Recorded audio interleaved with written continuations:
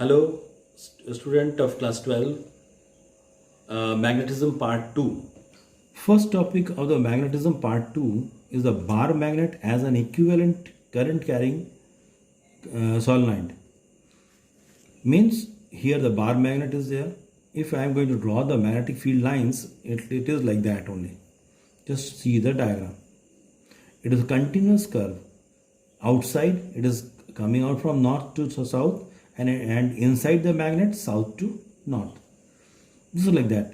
If I am going to take the bar magnet and place it, and with the help of the iron filling, we will get this particular pattern also. Bar magnet like that. Now come on to the solenoid. If I am going to take the solenoid and current is passing, it also behaves as a temporary magnet. So in case of each coil, we know that from the chain rule, if the current is passing or going in this way means this is a anti-clockwise, then we will get, it seems as it is a north pole. And we know that if the current is passing in this way, means a clockwise, then it behaves as a south pole. So each turn is having the north as well as south pole. So small dipole, it behaves as a small dipole. So what happens here, if I am going to see that the current is going in this manner. In this manner means in this way, this is your south pole. So similarly south north, like that. Here it is, last one is north. So it is just like a behaving as a bar magnet also. And if I'm going to draw the your magnetic field lines, it also goes like that. Magnetic field lines. These are the magnetic field lines. North one goes coming out from the north and enters to the south. Okay. So if we are going to see that the maximum strength is here as well as here. Here the weaker part of the magnetic field is there. Weaker part. So it is just like your bar magnet also. Here the solenoid I have taken. This is the current carrying conductor or the solenoid. So the magnetic field looks like this also. So if we are going to compare these two diagrams, it is very much resembles. These two are very much equivalent. So that's why a current carrying solenoid behaves as a bar magnet. Another point is a magnetic dipole moment, which we have discussed earlier also. That magnetic dipole moment is equal to pole strength into twice L. But if the current carrying wire loop is there, अगर ऐसे करके एक current carrying loop है, that also behaves as a, if the current is passing in this way, in this loop, then the direction of the magnetic moment is along this. With the help of right hand thumb rule, we can easily find out the direction of the moment, either small m or capital M. ये current pass कर रहा है, ये भी एक magnet जैसा behave करता है. And in this case magnetic dipole moment is equal to I into A, where I is the current and A is the area, इस लूप का area. That is also important. So magnetic dipole moment is there. Another example of this is there. Say for example, in case of the nucleus, here the nucleus is there, and around the nucleus one electron is moving. एक electron के चारों ओर ऐसे electron का movement ऐसे हो रहा है, तो करंट का ये डायरेक्शन हो जाएगा. इलेक्ट्रॉन ऐसे जा रहा है तो करंट का ये डायरेक्शन होगा. यहाँ पर भी मैग्नेटिक डाइपोल मोमेंट शो करेगा. यहाँ पर मैग्नेटिक डाइपोल मोमेंट किस तरह से शो करेगा? मैग्नेटिक डाइपोल मोमेंट ऐसे करके, थंब इंडिकेट्स तो यहाँ पर मैग्नेटिक डाइपोल मोमेंट इंडिकेट करेगा. This is the direction of the magnetic dipole moment. Now एक इलेक्ट्रॉन, अब हम थोड़ा एटॉमिक स्ट्रक्चर की ओर जाते हैं. एक इलेक्ट्रॉन मूव कर रहा है तो यहाँ पर ये इंडिकेट कर रहा है मैग्नेटिक डाइपोल मोमेंट. इस तरह से एक बहुत सारा एटम है, उसका अलग अलग हम लोग अगर ड्रॉ करें, अगर एक इलेक्ट्रॉन था यहाँ पर और भी इलेक्ट्रॉन है, एक न्यूक्लियस है यहाँ पर, दूसरा इलेक्ट्रॉन है, फिर दूसरा ऑर्बिट में और दूसरा इलेक्ट्रॉन है, तो सबका मैग्नेटिक डाइपोल मोमेंट का डायरेक्शन कुछ अलग अलग हो जाएगा. किसी का ऐसे मैग्नेटिक डाइपोल मोमेंट, किसी का ऐसे मैग्नेटिक डाइपोल मोमेंट, कहीं पर ऐसे, कहीं पर ऐसे. This magnetic dipole moment is the origin of the magnetism. Origin of the magnetism. Magnetism का ओरिजिन यही होता है डाइपोल मोमेंट का. अभी हम क्या बोले कि मैग्नेटिक डाइपोल मोमेंट जो होता है that is the origin of the magnetism. अब मान लेते हैं किसी एक केस में यहाँ पर M1 indicate the magnetic dipole moment of the one electron, ये डायरेक्शन है. ये M3 तीन इलेक्ट्रॉन का तीन डायरेक्शन है. अगर net magnetic dipole moment zero है तो वो मटेरियल क्या होगा, that material is your diamagnetic. That is your diamagnetic material. These are the important points. Second point is that अगर कहीं पर डाइपोल मोमेंट, किसी एक केस में कोई एक मटेरियल है, उसमें डाइपोल मोमेंट रैंडमली ओरिएंटेड है. डाइपोल मोमेंट रैंडमली ओरिएंटेड है. कैसा है? Random direction, random direction of dipole moment.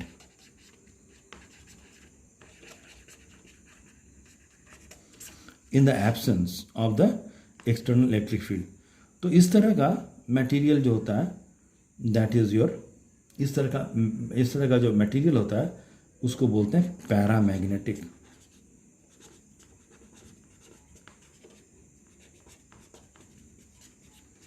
Paramagnetic material. अब यही वाला चीज़ अगर हम इसको मैग्नेटाइज करें तो क्या होगा? If paramagnetic materials are placed in a magnetic field, then it means that material can be magnetized.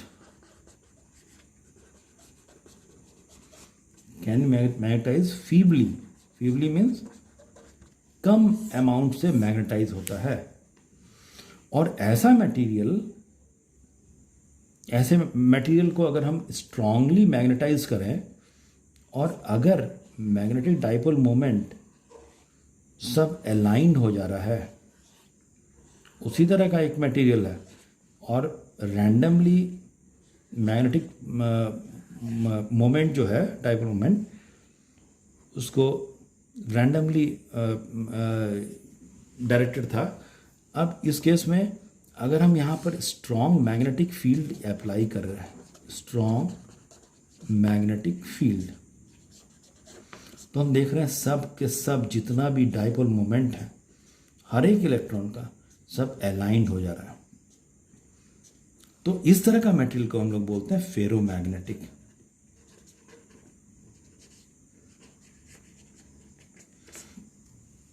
तो अभी हम बताएं कि डायमैग्नेटिक कौन सा होता है, पैरामैग्नेटिक कैसे आइडेंटिफाई करेंगे और फेरोमैग्नेटिक. ये इंटरनल और मॉलिक्यूलर थ्योरी है. तो अगर हम डायमैग्नेटिक मटेरियल यहाँ पर है उसको हम मैग्नेटिक फील्ड में रखें, कहाँ पर रखें? Magnetic field. तो diamagnetic substances are aligned in opposite to the magnetic field. मतलब क्या है, अगर स्ट्रांगली मैग्नेटिक फील्ड में हम डायमैग्नेटिक सब्सटेंस को रखें हैं तो वो अलाइंड किस तरह से होता है, मैग्नेटिक फील्ड के डायरेक्शन के अपोजिट. कौन सा material, diamagnetic material. That's important. और पैरामैग्नेटिक होगा तो ये feebly aligned in the direction of the magnetic field, magnetic field के डायरेक्शन में feebly aligned, feebly aligned in the direction of the magnetic field. और अगर फेरोमैग्नेटिक सब्सटेंस है तो ये strongly aligned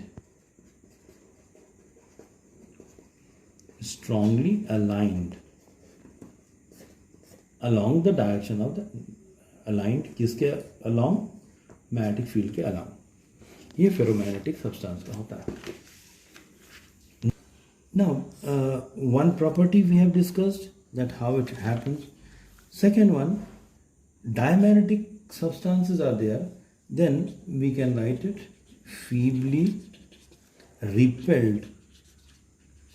These substances are feebly repelled by magnet. Example of the diamagnetic substances, Sb means antimony, bismuth, copper, gold, silver, quartz, water, air, etc. These are the examples of the diamagnetic substance.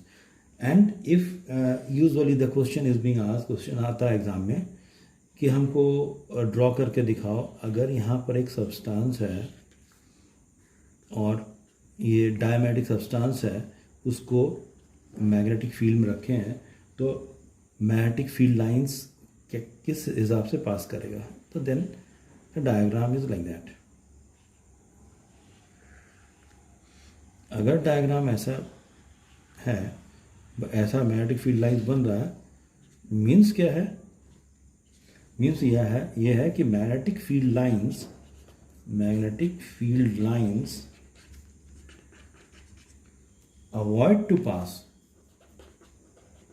avoid to pass through the diamagnetic substance.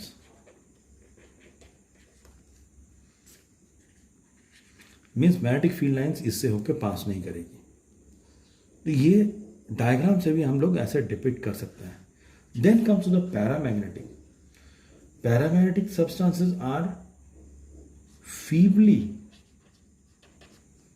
attracted by a magnet. जैसे example अगर कोई पूछता है paramagnetic का, तो aluminium, chromium,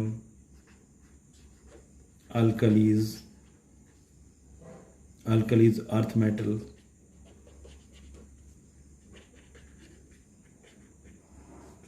platinum, oxygen, etcetera. अब यही paramagnetic को, ये पैरामैग्नेटिक सब्सटेंस है, मैग्नेटिक फील्ड लाइंस का बिहेवियर कैसा होगा, मैग्नेटिक फील्ड लाइंस का बिहेवियर ऐसे करके, ये देखिए कैसे ड्रॉ हो रहा है.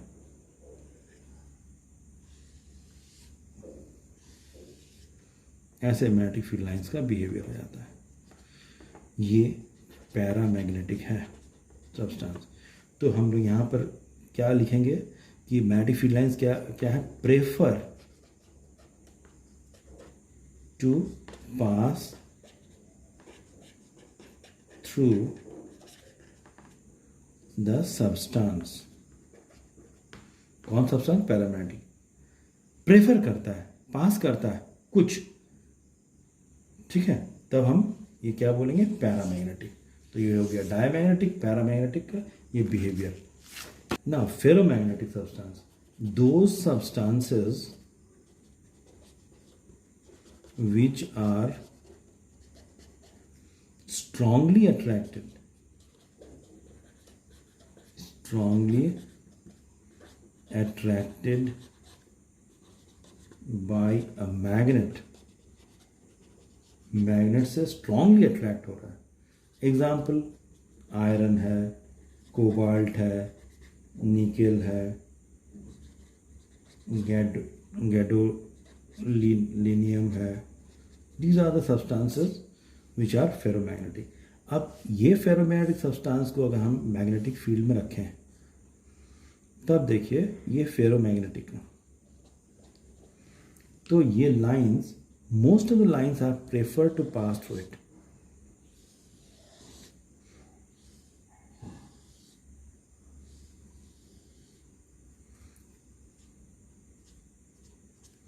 ज़्यादातर लाइन और मैक्सिमम, नॉट ज़्यादातर, हम लिखे बोलेंगे most of the line, most of the magnetic field lines passes through the substance. These are the. Another point is that Curie temperature. Temperature above which, this is a particular temperature above which ferromagnetic substance, ferromagnetic substances loses its a magnetic property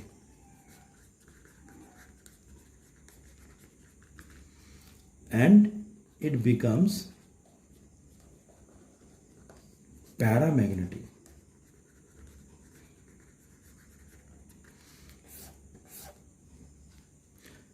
ये क्या होता है कि एक particular temperature है, जिस temperature को अगर फेरोमैग्नेटिक सब्सटेंस को उस टेम्परेचर में हम रखें तो उस टेम्परेचर के बाद होता क्या है, फेरोमैग्नेटिक सब्सटेंस अपना मैग्नेटिक प्रॉपर्टी को लूज़ कर देता है, अपना डोमेन स्ट्रक्चर को डिस्ट्रक्ट कर देता है और डोमेन का जो अलाइनमेंट है वो भी लूज़ हो जाता है, loses it's alignment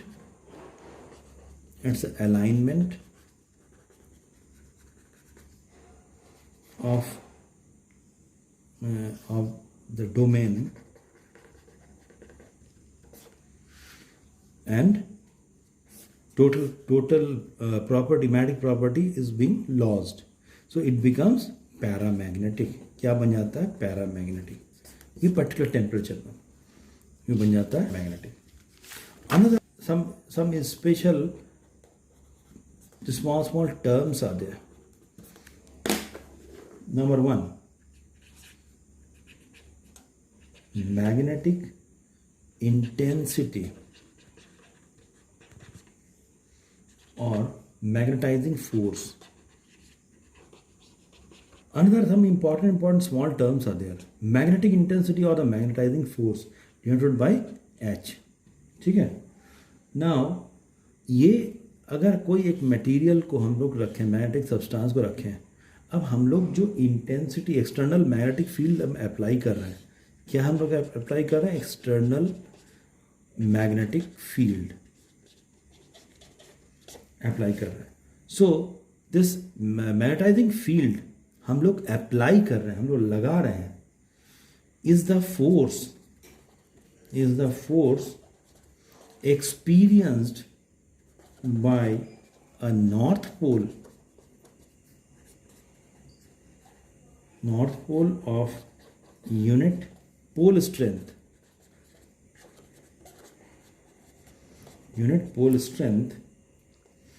placed at that point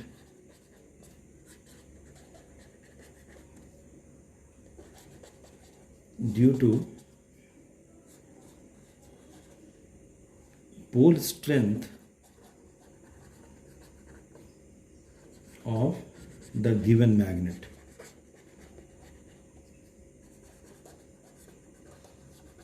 ये होता है इसका definition. And this H is equal to क्या होता है? B by mu, ampere per metre. ये एक इम्पॉर्टेंट फॉर्मूला है. these are the important terms which you have to remember. ये हम क्या किए, स्पेसिमेन रखे और एक्सटर्नल स्ट्रॉन्ग मैग्नेटिक फील्ड हम अप्लाई किए. हम जो फील्ड अप्लाई कर रहे हैं that is your magnetising force या magnetic intensity. H is equal to B by mu. Another very important term is your intensity of magnetization. Intensity of magnetization.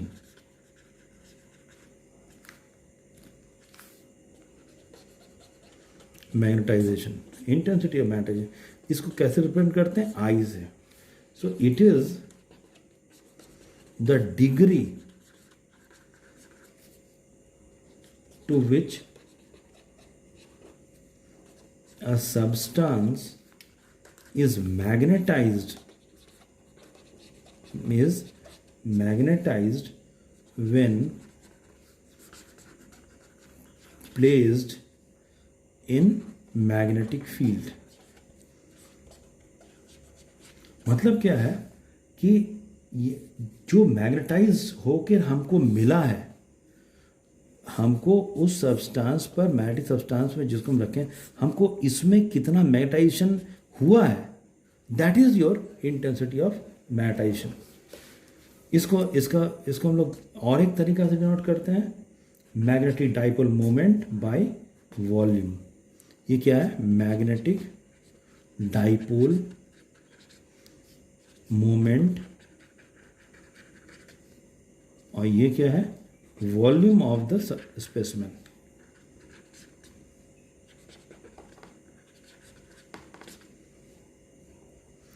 ये होता है, that is intensity of magnetisation. कितना हमको ये specimen कितना magnetise हुआ है.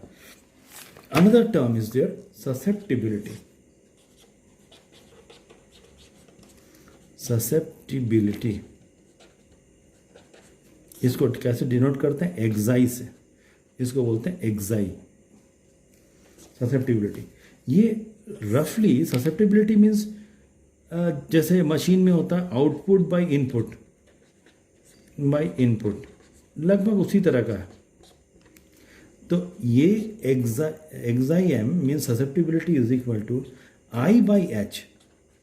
आई अभी हम लोग बताए, आई क्या है? कितना हमको ऑब्टेन हुआ, वो स्पेसिमेन कितना मैग्नेटाइज हुआ है, बाय कितना हम मैग्नेटिक फील्ड अप्लाई किए थे. तो आई बाई एम ये होता है ससेप्टिबिलिटी. इसका कोई यूनिट नहीं होता है, नो यूनिट. और ससेप्टिबिलिटी निगेटिव उसका वैल्यू हो सकता है और पॉजिटिव भी उसका वैल्यू हो सकता है. निगेटिव भी होता है और पॉजिटिव होता है. निगेटिव कहाँ पर किसका होता है? डायमैग्नेटिक का. डायमैग्नेटिक सब्सटेंस का निगेटिव होता है और पैरामैग्नेटिक एंड फेरोमैग्नेटिक का पॉजिटिव होता है. राइट. एक और टर्म है that is your relative permeability.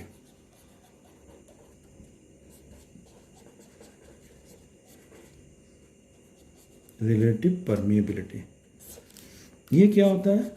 ये इलेक्ट्रोस्टैटिक में ही पढ़े थे, mu by mu naught. Mu R is equal to mu by mu naught. So mu is equal to क्या हो जाएगा? Mu naught into mu R. ये सब रिलेशन कभी कभी ऑब्जेक्टिव क्वेश्चन में आ सकता है. Mu R is equal to 1 plus xi M. ये भी एक इम्पॉर्टेंट रिलेशन है. ये सब टर्म्स वगैरह फॉर्मूला जस्ट याद रखने की ज़रूरत है. एक नंबर का क्वेश्चन बोर्ड में आता है. Another very important topic is there hysteresis loop. If we are going to draw the graph between H and I, तो याद है, मालूम है एच क्या है, आई क्या है. तो कि कोई एक स्पेसिमेन हम लिए हैं. स्पेसिमेन मीन्स कोई भी एक मैग्नेटिक मटेरियल जिसको हम मैग्नेटाइजिंग फील्ड में रखें. तो हम डेटा कलेक्ट करके ग्राफ प्लॉट कर रहे हैं एच और आई के. आई मीन्स कितना हमको मैग्नेटाइज हो रहा है, क्या एक्सटेंट मैग्नेटाइज हुआ वो स्पेसिमेन. एच क्या है? हम कितना मैग्नेटाइजिंग इंटेंसिटी लगाएं. तो जैसे एच बढ़ रहा है तो देखिए ग्राफ कैसे होगा. ये ग्राफ ऐसे जाएगा, एच बढ़ रहा है, आई भी बढ़ रहा है, आई बढ़ रहा है, बढ़ रहा है, बढ़ रहा है. तो ये ऐसे पहुँच के एक पर्टिकुलर उसका भी लिमिट होता है, ऐसा नहीं कंटिन्यू बढ़े जा रहा है उसका इंटेंसिटी ऑफ मैग्नेटाइजेशन, ऐसा नहीं होता है। एक सैचुरेशन पॉइंट आ गया यहाँ पर, सैचुरेशन पॉइंट। उसके बाद साइंटिस्ट लोग मिलके क्या किए कि एच का वैल्यू को घटाना शुरू किए। तो घटाना शुरू किए, जब रिड्यूस करना शुरू किए तो ग्राफ का नेचर ऐसा आया। ये ग्राफ ऐसे आया, ऐसे आया, ऐसे आया, और यहाँ पर आके एच जीरो हो गया लेकिन आई जीरो नहीं हुआ। That's interesting. तो इसका मतलब है यहाँ पर ये वाला पार्ट इतना रह गया है, इतना एक्स्ट्रा उस स्पेसिमेन में। यहाँ पर ये क्या रह गया, यहाँ पर कुछ उसका मैग्नेटिक प्रॉपर्टी रह गया। कायदे से इसको भी जीरो होना चाहिए था, लेकिन ये जीरो नहीं, कुछ रह गया। ये जो पार्ट आया यहाँ वाला, ये वाला पार्ट, इसी को बोलते हैं रिटेंटिविटी।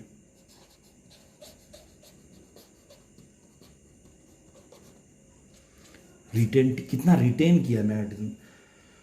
उसके बाद फर्दर हम निगेटिव साइड में गए तो यहाँ पर ये ग्राफ मेरा ऐसे है। फिर हम इसको अब एच को निगेटिव कर रहे हैं, निगेटिव किए तो वो ऐसे करके ऐसे आया और फिर यहाँ पहुँचा। उसके बाद फिर सैचुरेशन पॉइंट। उसके बाद फिर हम यहाँ पर ये वाला ग्राफ ऐसे आया। अब हम फिर एच को थोड़ा सा बढ़ाए तो ये वाला मेरा ग्राफ ऐसे करके इस तरह से, just like a bird type of graph will get. तो यहाँ पर जाके तो ये जब हम एच को घटा रहे थे, ये मेरा ज़ीरो पॉइंट था। अब निगेटिव किए तब जाके आई ज़ीरो हुआ। तो यहाँ से यहाँ तक जो पार्ट है, यहाँ से लेकर यहाँ तक का पार्ट, इसको बोलते हैं क्या, कोर्सिविटी।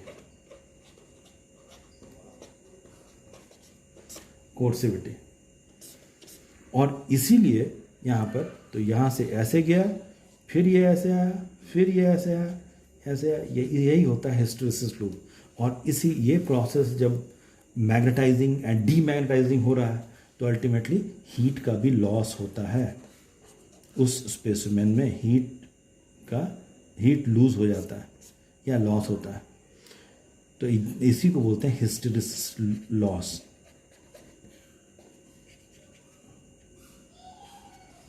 Okay. Another point is that Earth's magnetism or geomagnetism, it is also known as terrestrial magnetism. Earth is a huge magnet and it has a magnetic field, and that magnetic field is approximately equal to 10 to the minus 5 Tesla. Now several theories are given why the Earth's magnetic field is there. बहुत सारा theory दिया गया है। अर्थ है, उसका क्या क्या theory दिया गया है। यहाँ पर अर्थ का ये क्रस्ट होता है, क्रस्ट के नीचे मैंटल, फिर कोर, ठीक है। Earth is spinning also. Now in the core part molten rocks are there. molten rocks क्या है इसमें, molten rocks।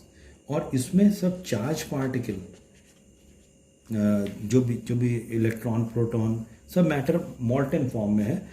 तो कुछ लोग थ्योरी ऐसा दिए कि because of that मॉल्टन rocks this particular your magnetic field is there. First theory, there's several theories given. Another theory given that whatever the earth, the atmosphere is there, अर्थ यहाँ पर है, उसका जो एटमोसफियर है, एटमोसफियर में चार्ज पार्टिकल है। In the atmosphere electron and ions, these charge particles are in motion. Earth is spinning, so the charge particle is also spinning. So what happens, this charge particle as it spins or move, which sets up the current, which is the reason of the magnetic field.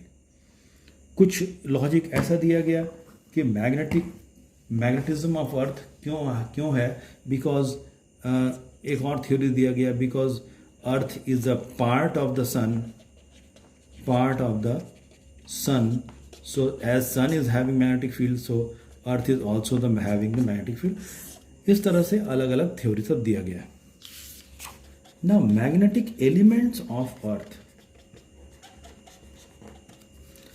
अर्थ का 3 magnetic element होता है and these 3 magnetic elements specify totally the earth's magnetic field. Earth magnetic field को specify करने के लिए, express करने के लिए 3 एलिमेंट्स अर्थ का बहुत इंपॉर्टेंट है।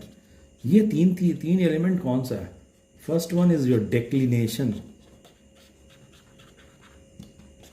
second one is your dip, and third is your horizontal component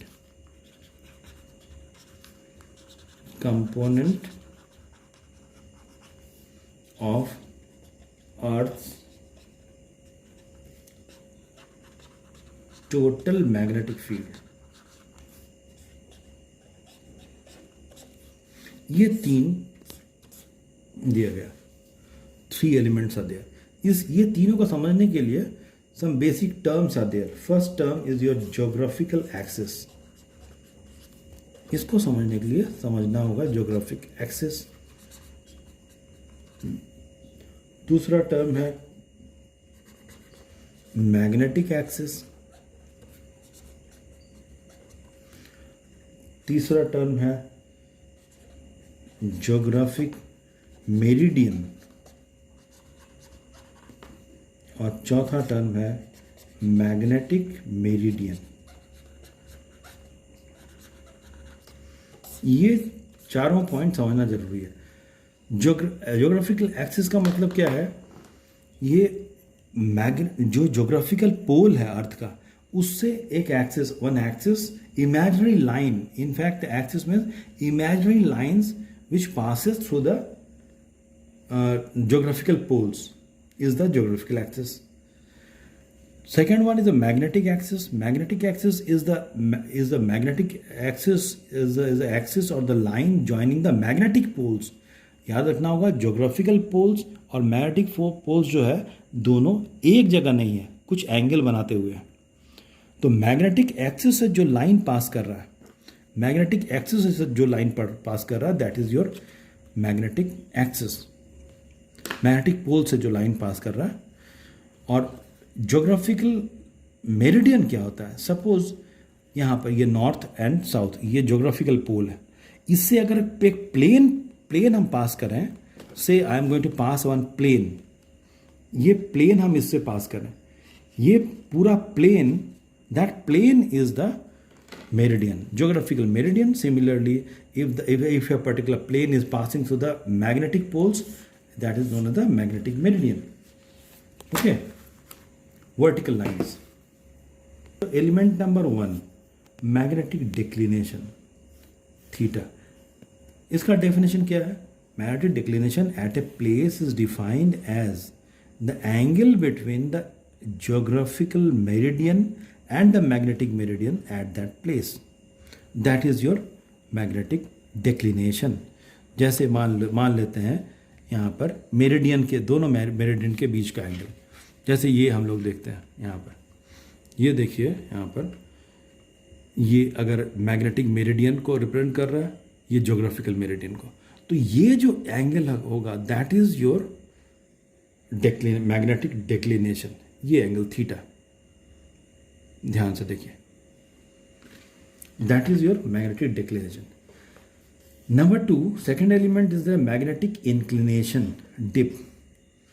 इसको डेल से रिप्रेजेंट करते हैं। The angle between the direction of total intensity of magnetic field of the earth and the horizontal line of the magnetic meridian. जैसे यहाँ पर अभी diagram बताया, यहाँ पर ये अर्थ का टोटल मैग्नेटिक फील्ड इंटेंसिटी को रिप्रेजेंट कर रहा है, ये हॉरिजॉन्टल कंपोनेंट है इसका। तो ये जो एंगल है, that angle is your dip, del. यहाँ इस डायग्राम में भी देखिए, ये दिस डेल, ये थीटा हो गया था क्या? डेक्लिनेशन। ये हो गया डेल, डेल क्या हो गया? डिप। इस डेल, ये जो डेल है उसका वैल्यू कहाँ से कहाँ तक क्या क्या होता है? इसका वैल्यू 0 to 90। डेल का वैल्यू 90 कहाँ पर होता है? पोल्स में। और डेल का वैल्यू 0 कहाँ होता है? इक्वेटर में, राइट। ये डिप हम लोग डिप को मेज़र करना है, डिप या इंक्लिनेशन को, तो हम लोग डिप सर्किल करके एक इंस्ट्रूमेंट होता है, उससे हम लोग मेज़र करते हैं। third element is your electric horizontal component of Earth's magnetic field. That is the third component. तीसरा कंपोनेंट हॉरिजॉन्टल कंपोनेंट, जैसे इस डायग्राम में ये अर्थ का टोटल मैग्नेटिक फील्ड इंटेंसिटी है, उसका ये हॉरिजॉन्टल कंपोनेंट है और ये वर्टिकल है. ये डेल अभी बताए थे, डेल ये वाला डायग्राम इसमें यहाँ ये हो गया हॉरिजॉन्टल कंपोनेंट. ये टोटल अर्थ का टोटल मैग्नेटिक फील्ड इंटेंसिटी को रिप्रेजेंट कर रहा है. This is the horizontal component B H and this is the vertical B V. तो बी एच अगर ये डेल है तो बी एच कितना हो जाएगा, बी ई मीन्स यहाँ पर हम अर्थ का टोटल मैग्नेटिक फील्ड इंटेंसिटी को रिप्रेजेंट किए हैं बी ई से. तो B H is equal to B E cos del, cos component हो गया, ये साइन कंपोनेंट. तो ये दोनों को स्क्वायर करके ऐड करेंगे तो अल्टीमेटली बी कितना आ जाएगा, इतना आ जाएगा. और अगर डेल हमको निकालना है तो ऐसे करके एक परपेंडिकुलर ड्रॉप किए तो ये बी वी हो गया, बी वी को रिप्रेजेंट कर रहा है. तो tan del is equal to B V by B H that. तो ऐसे करके हम लोग डेल का वैल्यू निकाल सकते हैं. और बी एच को डायरेक्टली हम लोग कैसे मेजर करते हैं, मैग्नेटोमीटर से. ये अर्थ का ये तीनों एलिमेंट बहुत इंपॉर्टेंट है जो पढ़ना है सीबीएसई में. Another point is that electromagnet and permanent magnet, ये दोनों. ये इलेक्ट्रोमैग्नेट क्या होता है, basically electromagnet means basically a current carrying solenoid. Current carrying solenoid जो होता है उसी को बोलेंगे इलेक्ट्रोमैग्नेट. जितना देर करंट फ्लो करेगा it behaves as a magnet, और जैसे ही करंट ऑफ हुआ it is going to switch off, magnetic property lost. तो ये इलेक्ट्रोमैग्नेट बनाने का तीन बेसिक प्रॉपर्टी हम लोग को, ये तीन बेसिक फैक्टर है उस पर ध्यान रखना होता है. इसके लिए हमको कैसा मटेरियल यूज़ करेंगे, हाई परमिएबिलिटी होना चाहिए, लो कोर्सिविटी होना चाहिए एंड लो रिटेंटिविटी होना चाहिए. High low. और परमानेंट मैग्नेट जो होता है, परमानेंट मैग्नेट किसको बोलते हैं, ऐसा फेरोमैग्नेटिक प्रॉपर्टी रहता है उसको, ऐसा सब्सटेंस जिसमें फेरोमैग्नेटिक प्रॉपर्टी या मैग्नेटिक प्रॉपर्टी रहे ज़्यादा देर तक रूम टेम्परेचर पर, उसको बोलते हैं परमानेंट मैग्नेट. जैसे ये bar magnet, this is the permanent magnet. इसका रूम टेम्परेचर में it will behave, it will attract, ये अट्रैक्ट हो रहा है, अट्रैक्ट हो रहा है. तो इसको बनाने के लिए क्या फैक्टर ध्यान में रखना होगा, high permeability, high कोर्सिविटी and high retentivity. ये तीनों होना चाहिए. ओके. अब देखिए एक जो सबसे इम्पॉर्टेंट पॉइंट, ये कोविड ईयर है, इसमें हम लोग को बहुत सारा पार्ट्स इसका डिलीट कर दिया गया है, लेकिन हमको आगे मीन्स हायर क्लासेस में ये सब टॉपिक बहुत इम्पॉर्टेंट है, हमको पढ़ना ज़रूरी है. और सिलेबस के अनुसार आप लोग पढ़िएगा for the examination point of view. Okay, thank you.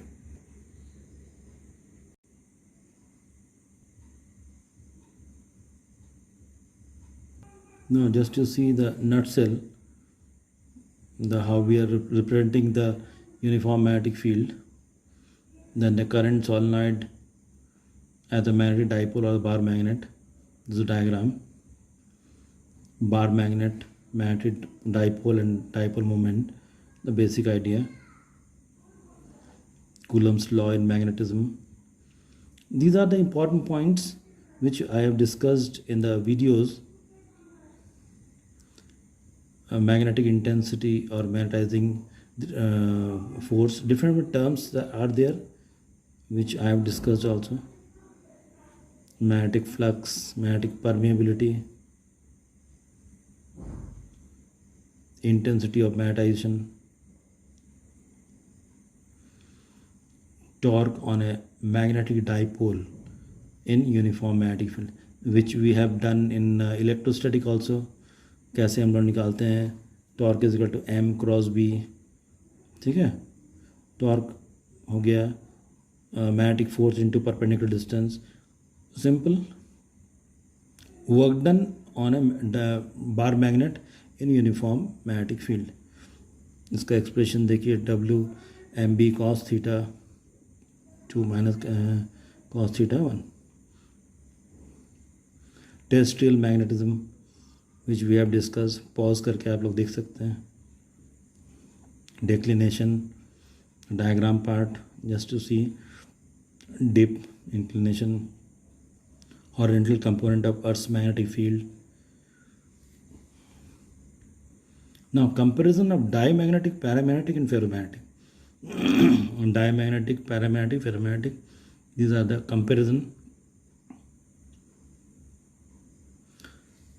when placed in the magnetic field, how it behaves.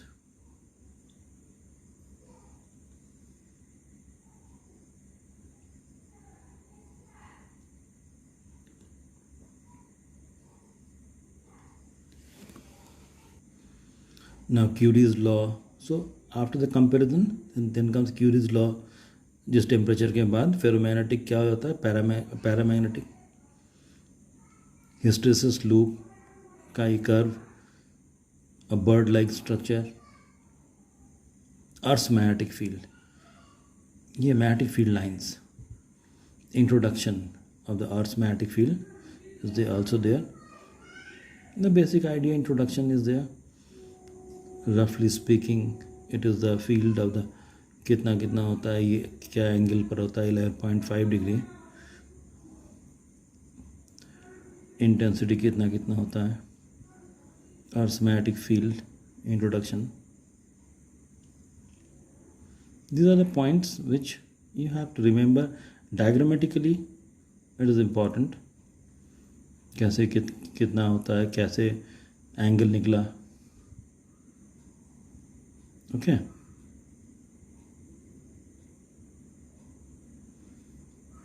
Geographical meridian किसको बोलते हैं, angle of declination, angle of meridian, magnetic meridian, angle of dip. Angle of dip कहाँ पर 90 होता है. देखिए poles में angle of dip 90 हो गया, इक्वेटर में यहाँ पर 0 हो गया. ओके.